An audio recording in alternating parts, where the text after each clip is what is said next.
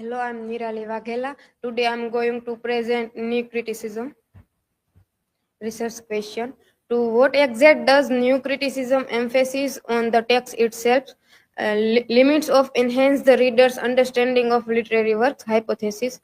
New criticism enhance the literary interpretation by focusing solely on textual elements, but it's exclusive on of historical and biographical context may limit broader cultural understanding.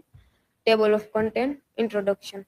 The new criticism, despite its significance, has proven difficult for literary historians to define precisely. This difficulty stems partly from lack of consensus on who its key figures are, and partly from the complex and somewhat obscure nature of its origin. Nevertheless, the movement began as a reaction against its established literary tradition. The illusion of decline. Despite numerous claims of its decline, the new criticism influence remains pervasive in literary study. Its attitudes and practice have become so ingrained that they are often unnoticed, shaping the very way we approach and understand literature. In many ways, it has become synonymous with criticism itself, making it difficult to imagine literary analysis without its foundational principle. The two lives of new criticism. The new criticism is that as a distinct movement with a clear set of tenets. However, its principle heavily influence literary study, particularly in the emphasis on close reading. It continues to define practical criticism and close reading as initial skill. Jonathan Kuhler think new criticism as insidious. Uh, Rubin's view on new criticism is to find its validity within the text itself. The institutionalization of new criticism.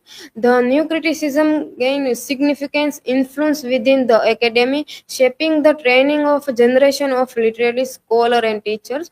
Its methodologies become the standard practice in university classrooms, establishing a canon of texts and a process that continue to exert influence today. The author's absence. The new criticism emphasized the autonomy of the text, leading to a diminished focus on author's intention and biography. This concept, sometimes referred to as the death of the author, shifted the attention entirely to the internal workings of the literary work. Limitation of the new criticism. The new criticism has been criticized for its limited historical and cultural context. It has also accused of neglecting social and political dimension of literature. The legacy of the new critical terms. Terms like irony, ambiguity, paradox, and tension become central to literary analysis.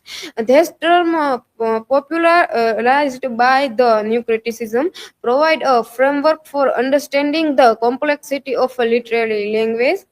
The pedagogy as a critic. Use Kenner characterized new criticism as a classroom strategy. Kenner say it is reducing poem to verbal machines. Brooke questioned Kenner's view, asking if teaching strategy and critical discipline can be separated. Major figure in the new criticism. I. A. Richard and his practical criticism, T.H. Eliot and his tradition and the individual talent, John Crow Ransom and his the new criticism, Clent Brook and his the well brought earn. Conclusion. New criticism emphasizes close reading and focus on the text itself, treating it as a self-contained unit of a meaning. It value form, structure, and a literary device while rejecting external context like authorial intent or historical background. Though later criticized for being too narrow, it remained influential for its clear and disciplined approach to a literary analysis. My resources. Thank you. Any question?